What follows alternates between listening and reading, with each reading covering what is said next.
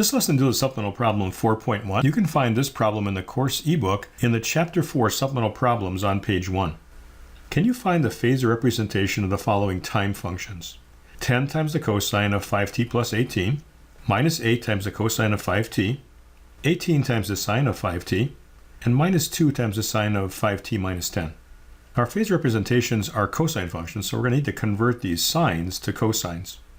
Here's the transformation to go from a sine to a cosine. It's the same argument, but just shifted minus 90 degrees.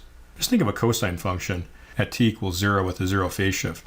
Then the peak is at t equals 0, and if you shift it to the right a quarter cycle, it becomes a sine wave. A quarter cycle would be 1/4 of 360, or 90 degrees.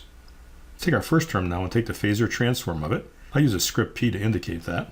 We're just going to grab as the magnitude and the angle in degrees, 10 at angle 18. The magnitude here is a negative number, and I can only have a positive number, so I need to take that minus sign and bring it as a phase angle. If we shift this either a plus 180 or a minus 180, we can get that minus sign out there and put it basically over here. 8 at angle 180 or 8 at angle minus 180 would mean the same thing. Phasor transform of 18 sine of 5t. Let's shift that by 90 degrees to get a cosine function, so magnitude of 18, angle of minus 90.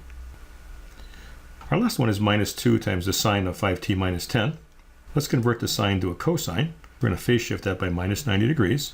So I have a total angle here of minus 100. And then bring that minus sign inside by adding 180 degrees. And then adding these two together, I get a plus 80 degrees. Magnitude is 2 and my angle is 80 degrees.